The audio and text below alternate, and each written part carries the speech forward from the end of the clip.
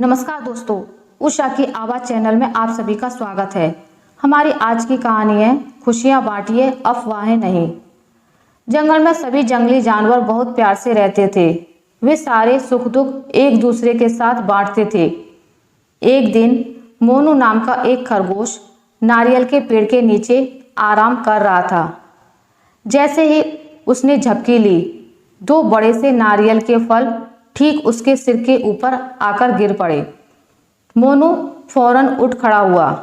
उसे ऐसा लगा जैसे धरती फटने वाली हो, आसमान गिर रहा हो।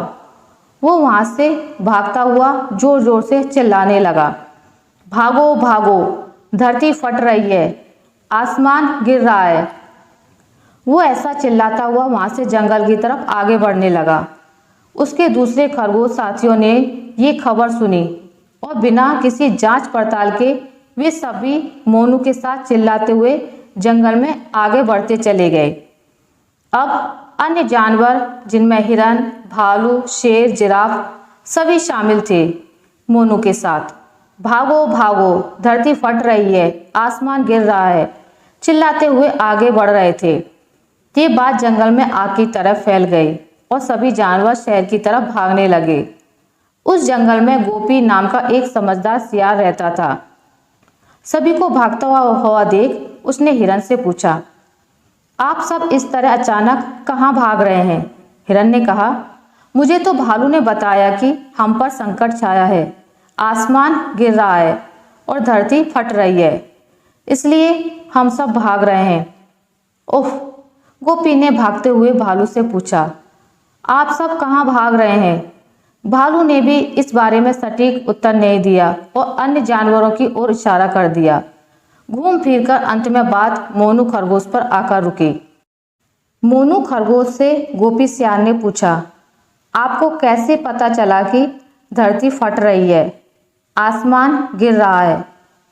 मोनू ने जवाब दिया, जब मैं नारियल के पेड़ के नीचे सो रहा था, तब मैंने ऊपर से आसमान गिरने की आवाज़ सुनी और मुझे लगा धरती फट रही है। गोपी यह बात सुनते ही समझ गया कि आखिर माजरा क्या है। वो सभी जानवरों को लेकर उस नारियल के पेड़ के नीचे जा पहुंचा। पेड़ के नीचे नारियल के फल गिरे हुए थे। गोपी ने मोनू के साथ सभी जानवरों को समझाते हुए कहा कि कोई आसमान नहीं गिर रहा, कोई धरती नहीं फट रही है। नारियल गिरने पर मोनू डर गया था। उसे लगा कि आसमान गिर रहा है और नारियल गिरने की आवाज़ उसके कानों में ऐसी पड़ी कि उसे लगने लगा धरती फटने वाली है। बिना किसी पुष्टि के वह अनजाने में डरता हुआ आप सबको साथ में लेकर भागने लगा। जब सब जानवरों ने यह बात सुनी तो सब ठहाका मारकर मोनू पर और खुद पर हंसने लगे। सभी को अपनी गलती का एहसास हो रहा था। सबने गोपी सियार का धन्यवाद किया और अपने अपने काम में लग गए। इस कहानी की तरह ही हम सभी अफवाहों से घिरे पड़े हैं। आज सोशल मीडिया का ज़माना है।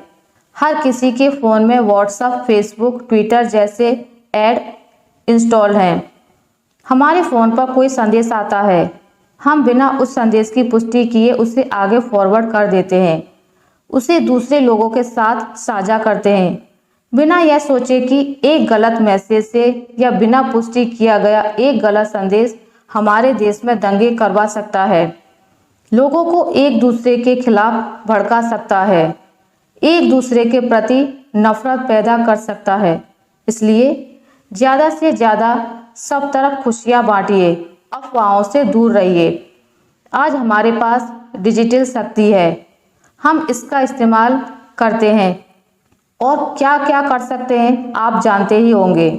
लेकिन इसका गलत तरीके से इस्तेमाल करना, गलत जानकारी लोगों तक पहुंचाना, बिना सही पुष्टि के संदेशों को उससे आगे फॉरवर्ड करना बहुत हद तक नुकसानदेह हो सकता है। इसलिए कृपया अफवाहों से दूर रहें। आशा करती हूँ आपको मेरी आज की कहानी अच्छी लगी होगी। अगर आपको मेरी ये कहानी अच्छी लगी है तो इसे लाइक करें, ज़्यादा से ज़्यादा शेयर करें और अगर आप मेरे चैनल पर नए हैं तो इसे सब्सक्राइब करना ना भूलें। मिलते हैं एक नई कहानी के साथ, तब तक के लिए नमस्कार।